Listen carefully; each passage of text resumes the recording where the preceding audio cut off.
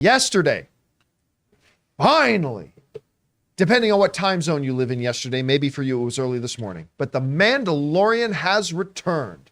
He's back. And so is that little green gabagoo we call Baby Yoda.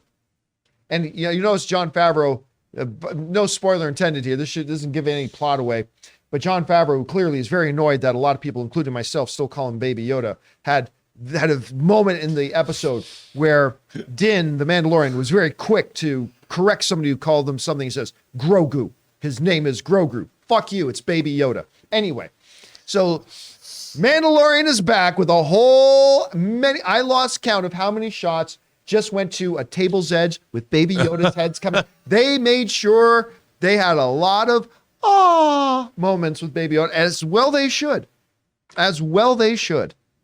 Because that little green gabagoo made this show iconic, made this show a hit.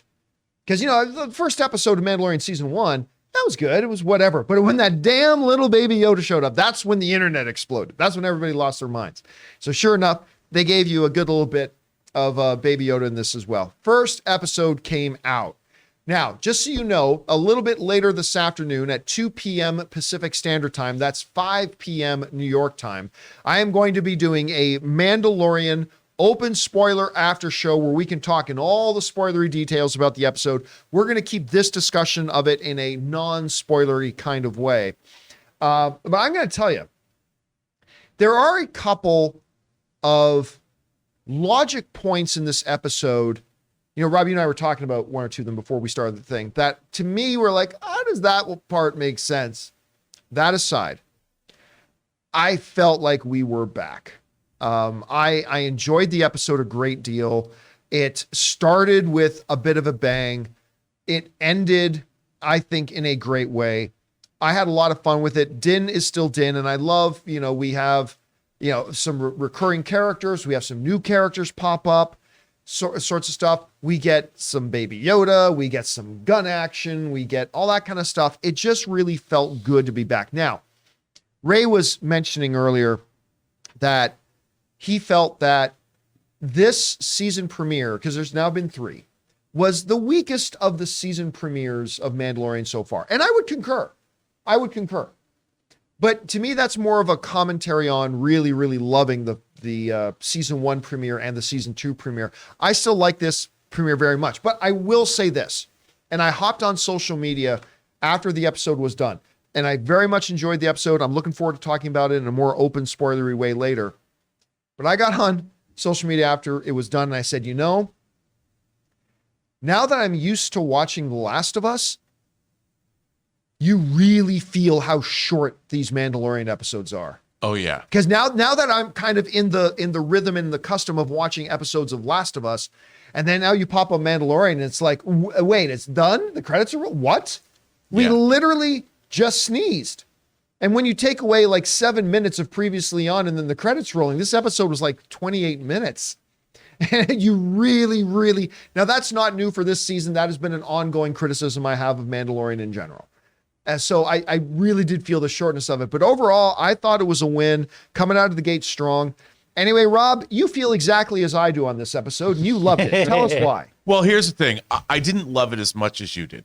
And I won't get into it. I do see a really interesting potential for this show and where I would like to see it go. And I think they're setting that up, which is the name of this episode is The Apostate. And that would be Mando. He's he is the apostate, and what he needs to do is he needs to get in the graces of his belief system. He's right.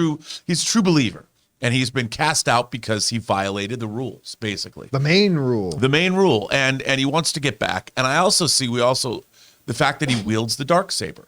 He has the Darksaber, and I can see that a lot of this is going to have to do with Mandalore, like we've all suspected.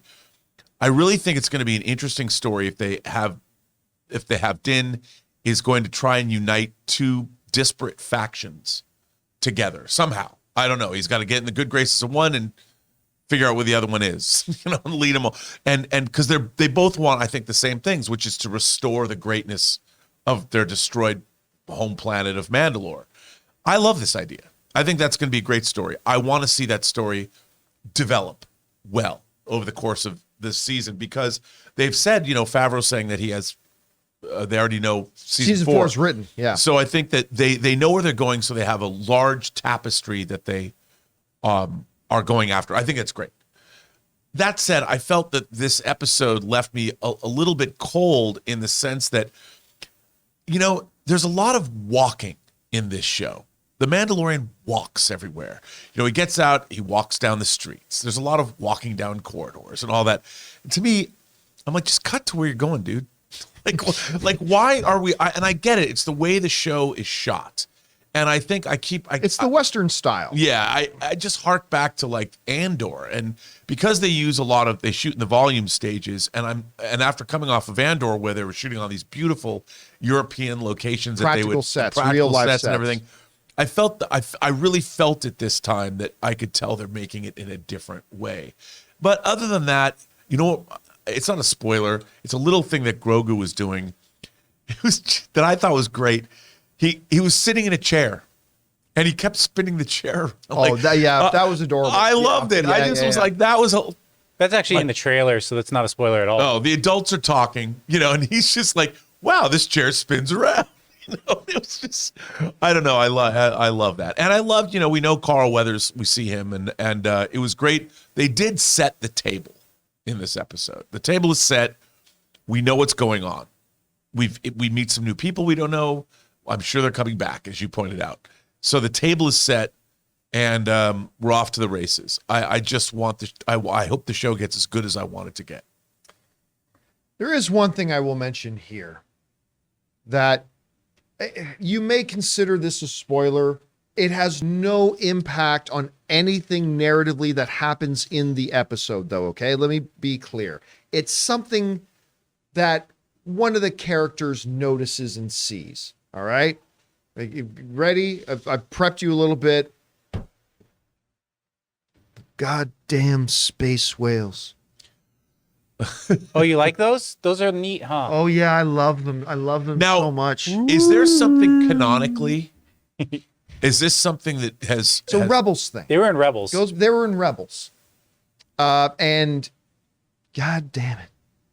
I'm a big fan of Rebels. I think out of the Star Wars animated stuff between Clone Wars and Rebels, and I'm in the minority of this, I understand that, but I think Rebels is a vastly superior one. I loved Rebels. But that doesn't mean I loved every little detail about Rebels. So yeah, that's going to come into play later in the season. I think. I don't think that was just a one kind of glimpse thing. Damn it. It's freaking damn things. Anyway, guys, question is for you.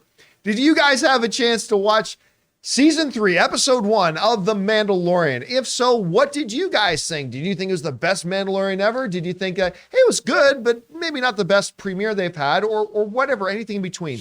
Whatever you guys think, jump down to the comment section below, and don't forget to join us a little bit later today for our Mandalorian open spoiler after show. We look forward to seeing you guys then.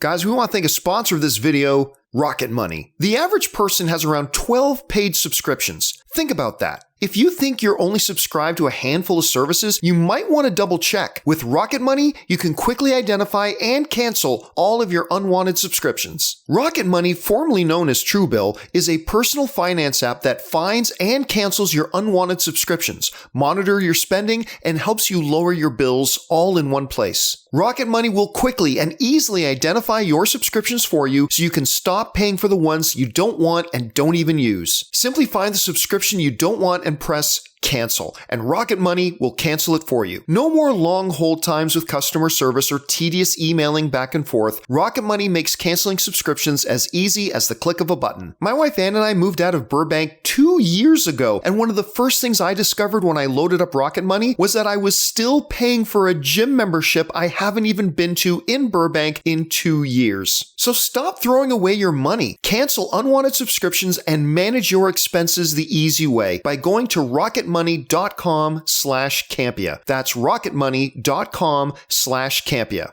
rocketmoney.com/Campea.